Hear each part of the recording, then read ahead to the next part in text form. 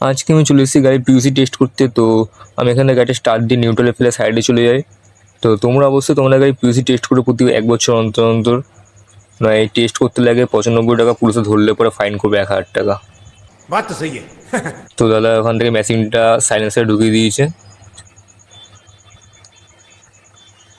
So finally guys আমাদের গাড়িটা এখন কানেক্ট হয়ে গেছে। তো আমাদের গাড়িতে এখন পিউসি টেস্ট চলছে। দাদা হট করে ভিতর দিয়ে বেরিয়ে এসে বলছে গাড়িটার কোনো রেস দিতে হবে, নাহলে ম্যাচিংয়ে নিচ্ছে না।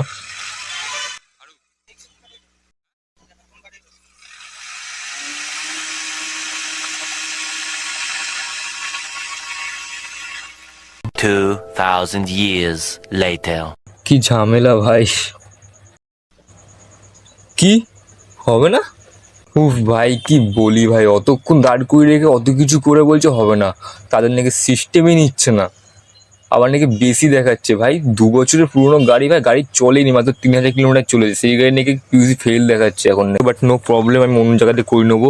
বাট তোমরা গাইস অবশ্যই করিয়ে নিও যাদের পিউসি করানো নেই, কারণ এই পিউসি না থাকলে পুলিশে বহুত ফাইন করে ভাই। একটা মধ্যবিত্ত ঘর থেকে কত টাকা ফাইন যাওয়া ব্যাপারটা আমি বুঝি। আজকের ভিডিওটা এই পর্যন্তই ভাই, যাদের ভালো লেগেছে ভাই সাবস্ক্রাইব করে পাশে থেকো। Tata, bye bye.